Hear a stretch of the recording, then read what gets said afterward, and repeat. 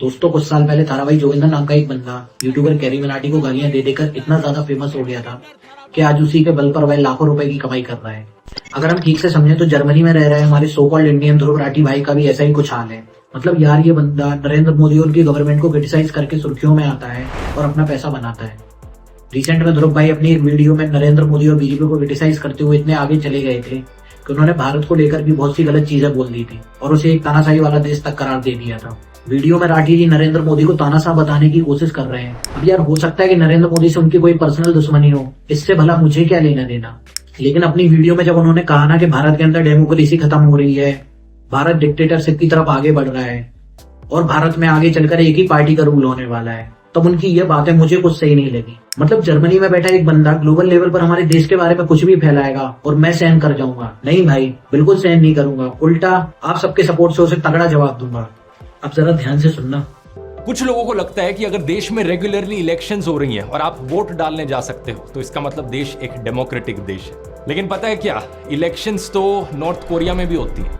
यहाँ तो ये डेमोक्रेसी के बेसिक कॉन्सेप्ट को समझाते समझाते इंडिया के इलेक्शंस को नॉर्थ कोरिया के इलेक्शन ऐसा बताने की कोशिश कर रहे हैं। शायद ये भाई सब भूल गए कि इंडिया में ना तो इलेक्शंस दिखावे के लिए होते हैं और ना ही यहाँ किसी वोटर से जबरदस्ती वोट डलवाया जाता है। नॉर्थ कोरिया में तो पिछले कई सालों से हर जगह सिर्फ एक ही कैंडिडेट चुनाव लड़ रहा है और पिछले साल वहां ऐसा पहली बार हुआ था जब कुछ कॉन्स्टिट्यूएंसीज में एक से ज्यादा कैंडिडेट उतारे गए थे। दूसरी तरफ हमारा भारत है जहां एक नहीं, दो नहीं, बल्कि पूरी 27 पार्टीज इंडिया अलायंस बनाकर एक मंच से बीजेपी के खिलाफ हुंकार भर रही है। तो क्या ध्रुव भाई को ये लगता है कि इंडिया अलायंस के कैंडिडेट सिर्फ मंचों से चिल्लाएंगे और चुनाव नहीं लड़ेंगे? आप इसकी सीसीटीवी फुटेज देख सकते हो। क्या किया इन्होंने, 8 कांग्रेस और एपी के वोट्स को इनवैलिड डिक्लेयर कर दिया और ये सीधा सीधा इलेक्शन फ्रॉड जो हुआ यहाँ पर, इसे सीसीटीवी कैमरा में भी कैप्चर किया गया। इनफैक्ट ये खुद कैमरा की तरफ देखते हुए पकड़े गए। वीडियो में आगे ध्रुव भाई आपने जो चंडीगढ़ मेयर इलेक्शन की बात करी थी और वहां के प्रिसाइडिंग ऑफिसर के फ्रॉड को दिखाया था, मैं आपकी उस बात से वास्ता रखता हूँ कि फ्रॉड तो हुआ था, पर क्या इसी एक इंसिडेंट के आधार पर आप ये कह सकते हो कि भारत की डेमोक्रेसी खतरे में है? जुलाई 2023 में पश्चिम बंगाल में हुए पंचायत चुनाव में तो इससे भयंकर वाला फ्रॉड हुआ था। वहां बैलेट बॉक्सेस जला दिए गए थे और बैलेट पेपर्स को नाले में बहा दिया गया था। तो क्या तब डेमोक्रेसी सुरक्षित बची हुई थी? 2014 में बीजेपी के पावर में आने से पहले भी भारत के इलेक्शंस में इस तरह के फ्रॉड देखने को मिले हैं, लेकिन डेमोक्रेसी तब भी जीवंत थी और आज भी जीवंत है। इन छोटे मोटे फ्रॉड से कुछ नहीं होता और मैं डेमोक्रेसी के लिए इन्हें तब खतरा मानता जब कोर्ट द्वारा इस फ्रॉड को गलत न ठहराया जाता। चीफ जस्टिस ऑफ इंडिया ने खुद कहा कि ये सीधा सीधा मर्डर ऑफ डेमोक्रेसी है।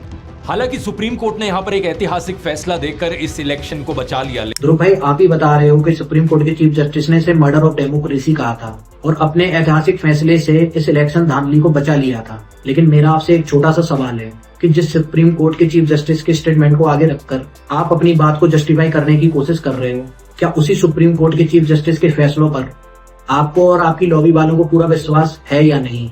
कई बार आपकी लॉबी वाले कहते नजर आते हैं कि सुप्रीम कोर्ट बीजेपी के सहारे पर चलती है और राम मंदिर 370 तिरपन तलाक को उसने बीजेपी के दबाव में सही ठहराया है। तो क्या मर्डर ऑफ डेमोक्रेसी वाली स्टेटमेंट की वजह से आपके लोगों को सुप्रीम कोर्ट पर अब अचानक से विश्वास आ गया होगा? ऑर्गेनाइजेशन है जिससे एक्सपेक्ट किया जाता है कि फ्री एंड फेयर इलेक्शंस वो देश भर में कंडक्ट करवाएगा, लेकिन इलेक्शन कमीशन को ही एक्यूज किया गया है कि वो पार्शियल है और बायस्ड है। यहाँ पे ध्रुव भाई इलेक्शन कमीशन के पार्शियल और बाइस्ड होने की बात करते हुए नरेंद्र मोदी जी द्वारा पास्ट में लगाए गए आरोपों की बात कर रहे हैं। सिंपल सी बात है, जो अपोजिशन में होता है वह इलेक्शन कमीशन से लेकर दूसरी गवर्नमेंट एजेंसीज के ऊपर भेदभाव का आरोप लगाता है और ऐसा ही कुछ पहले मोदी जी ने किया था और अब दूसरी अपोजिशन पार्टीज कर रही है। लेकिन पिछले 10 सालों में इलेक्शन कमीशन पर इतने आरोप लगाए गए हैं कि प्रशांत किशोर ने तो खुद ही कह दिया कि इलेक्शन कमीशन बीजेपी की एक्सटेंशन है। ये सुन लिया हो तो जरा एक बात बताना कि ये प्रशांत किशोर किसी कोर्ट के जज वगैरह हैं क्या? मेरा मतलब मैंने तो सुन रखा था कि वो पॉलिटिकल कंसल्टेंट और टैक्टिशियन है, लेकिन यहाँ तो ध्रुव भाई उनके स्टेटमेंट को ऐसे प्रेजेंट कर रहे हैं जैसे वह कोई जज हो। कोई बताओ यार इनको कि हम भी उसको तो अच्छे से मालूम है कि प्रशांत किशोर तो नरेंद्र मोदी और बीजेपी का अक्सर विरोध करते रहते हैं। इलेक्शन कमीशन ने बड़ी क्लियर डायरेक्शंस दे रखी हैं कि इंडियन आर्मी का नाम कभी भी नहीं इस्तेमाल किया जा सकता पॉलिटिकल कैंपेन्स में। लेकिन प्रधानमंत्री मोदी ने 2019 की इलेक्शन से पहले बड़ी ही बेशर्मी से वोट्स मांगे मार्टियर्स के नाम। देखो रूल्स तो यहाँ ब्रेक हुए हैं, मगर इन्हें बेस बनाकर अगर इलेक्शन कमीशन को ही बाइस्ड कहा जाएगा और उसकी क्रेडिबिलिटी पर ही सवाल खड़ा किया जाएगा तब तो फिर देश में बीजेपी कभी पावर में आती ही नहीं। जब 1971 में फील्ड मार्शल सैम मानेकशॉ के नेतृत्व में इंडियन आर्मी ने बांग्लादेश को पाकिस्तान से आजाद करवाया था, तब उस दौरान लोग फौज से ज्यादा इंदिरा गांधी की लीडरशिप की तारीफ कर रहे थे, क्योंकि उस समय वही भारत की प्राइम मिनिस्टर थी। इंदिरा गांधी जी ने भी 1971 वॉर के बाद अपने इलेक्शन कैंपेन्स में बांग्लादेश को आजाद करवाने के नाम पर वोट मांगे थे, और उन पर भी इलेक्शन कमीशन ने कोई केस नहीं किया था। तो क्या यहाँ इलेक्शन कमीशन इंदिरा गांधी की पार्टी को सपोर्ट करता था? सीधा सा फंडा है दोस्तों, जिसकी लीडरशिप में भी बड़ा आर्मी ऑपरेशन होता है, उसका श्रेय आर्मी से ज्यादा नेता को मिलता है, जिसका फायदा वह इलेक्शंस में उठाता है, और आज वही काम नरेंद्र मोदी जी कर रहे हैं। आज के दिन इलेक्शन कमीशन ने इस चीज पर भी एक लिमिट लगाई हुई है कि एक एमएलए इलेक्शन और एक एमपी इलेक्शन में कितना पैसा खर्च किया जा सकता है। एमपी इलेक्शन में लिमिट 95 लाख रुपीस पर है।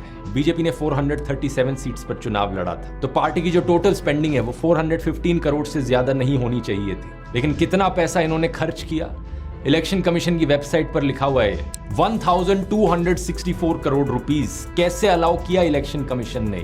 भाई बिल्कुल वैसे ही अलाउ किया होगा जैसे आप बिना ज्ञान वालों को अपने टॉपिक्स पर रिसर्च करने के लिए अलाउ कर देते हो।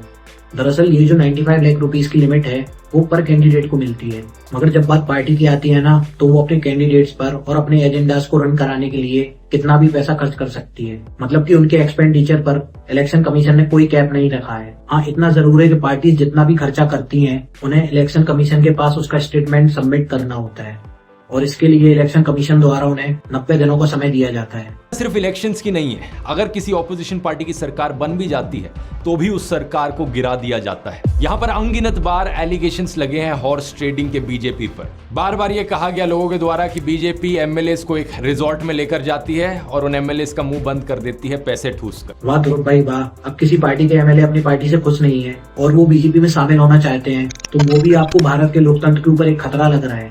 2018 में जो एच डी कुमारस्वामी कांग्रेस के सपोर्ट से कर्नाटक के सीएम बने थे, उनसे जब बीजेपी पर लगे इन्हीं हॉर्स ट्रेडिंग के एलिगेशंस को लेकर सवाल किया गया, तब उन्होंने विधायकों की खरीद फरोख्त पर कांग्रेस पार्टी को ही आड़े हाथों ले लिया था।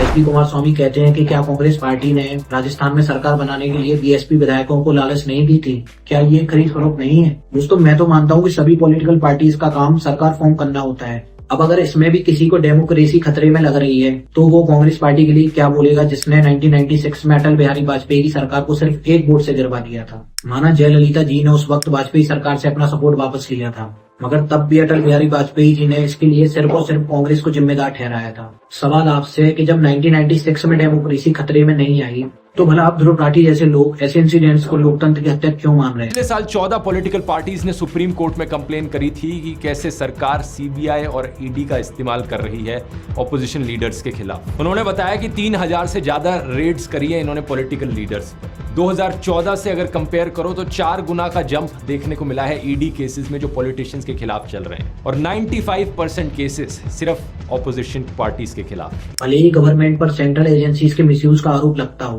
पर गवर्नमेंट के मिनिस्टर्स द्वारा बार बार ये कहा गया है कि इन एजेंसीज की वर्किंग बिल्कुल इंडिपेंडेंट है और इसमें बीजेपी का कोई रोल नहीं है। यूनियन मिनिस्टर जितेंद्र सिंह ने पिछले साल हुई एक प्रेस कॉन्फ्रेंस में उल्टा कांग्रेस पर आरोप लगाया था, उल्टा कांग्रेस पर ही आरोप लगाया था कि कांग्रेस ने अपने कार्यकाल के दौरान इन एजेंसीज को अपने फायदे के लिए यूज किया है।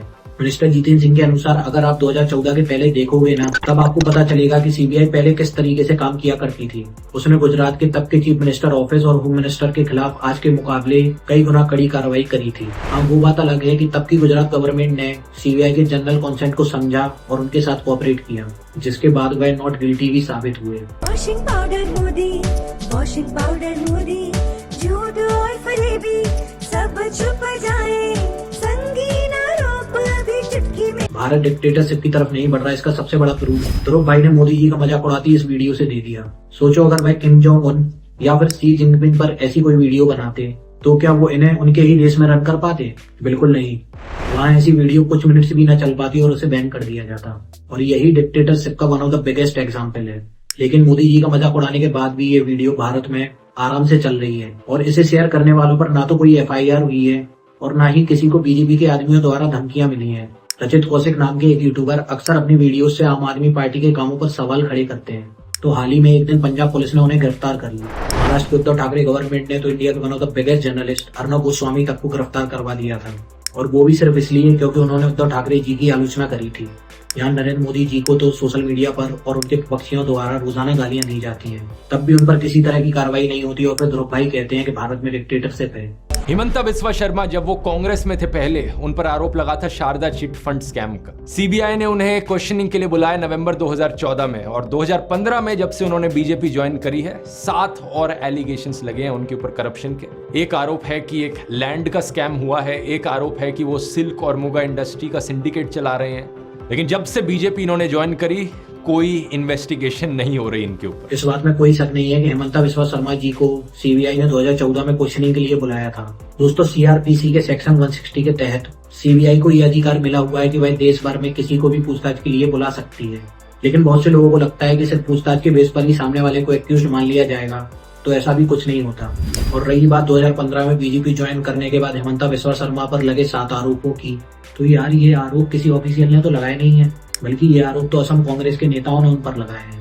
अगर कांग्रेस वाले वाकई चाहते हैं कि सीबीआई सीएम हिमंता बिस्वा शर्मा पर लगे इन आरोपों की जांच करे, तो कम से कम भाई सीबीआई को कोई एविडेंस तो ला कर दें ताकि जांच आगे बढ़ाई जा सके। आज जब नितिन गडकरी से सवाल किया जाता है मोदी के वॉशिंग पाउडर को लेकर, तो वो भी हंसते हंसते जवाब देते हैं कि बीजेपी का साबुन इको फ्रेंडली साबुन है। चुनाव में जीतना इंपॉर्टेंट होता है और जो जीता वही सिकंदर होता है। बीजेपी वाला जो साबुन है वो सबको साफ कर दे रहा है वॉशिंग मशीन। इको फ्रेंडली साबुन है। यहाँ राठी जी ने नितिन गडकरी जी के बयान की बात तो करी, मगर वह जो जीता वही सिकंदर वाली बात के पहले कुछ वर्ड्स बताना भूल गए। अब जरा आप खुद ही सुनो कि नितिन गडकरी जी ने एग्जैक्टली इको फ्रेंडली साबुन वाली बात के बाद क्या बोला था। कि पहले से देखो, 47 के बाद देखो, तो ये चलते ही रहता है। Politics A game of composition, limitation and contradictions. उनके अकॉर्डिंग तो ऐसा 1947 के बाद से ही हो रहा है, तो क्या ये मान लिया जाए कि देश तब से ही डिक्टेटरशिप की तरफ आगे बढ़ रहा है। एमपी राघव चड्ढा ने बताया कि अगर मनीष सिसोदिया, सत्येंद्र जैन, अभिषेक बैनर्जी, संजय राउत, फारूक अब्दुल्ला, तेजस्वी यादव ये बीजेपी ज्वाइन कर लेना, ईडी और सीबीआई जितने भी केसेस इनके खिलाफ चला रही है वो सारे बंद हो जाएंगे इमीडिएटली, और मनीष सिसोदिया और सत्येंद्र जैन को जो जेल में डाल रखा है वो तुरंत जेल से बाहर आ जाएंगे। आप पार्टी के सांसद राघव चड्ढा ने यहाँ जो बोला, अगर वो इसे किसी एविडेंस के साथ प्रूव कर देते तो शायद मैं उनकी बात पर विश्वास कर भी लेता। वो तो ऑलरेडी बीजेपी के विरोधी हैं और वो तो ऐसी बातें करके बीजेपी को डिफेम करेंगे ही।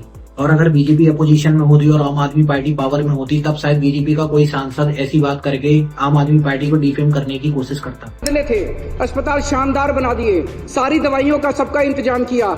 इन्होंने अफसरों के ऊपर उनकी हाथ मरोड़ के उन दवाइयां बंद करा दी। इन्होंने टेस्ट बंद करा दिए। मोहल्ला क्लिनिक में 3 महीने तक पिछले साल मोहल्ला क्लिनिक में टेस्ट नहीं हो पाए। इन्होंने पेमेंट रोक दी लेबोरेटरीज की। इतने गंदे और इतने घटिया लोग हैं ये लोग। एक दिन एक ऑर्डर पास करके इन्होंने दिल्ली के सारे सरकारी अस्पतालों की डेटा एंट्री ऑपरेटर हटा दिए। अब अस्पताल के अंदर रजिस्ट्रेशन करने वाला कोई नहीं बचा। अरे करना क्या चाहते हो? दिल्ली के लोगों को मारना चाहते हो क्या?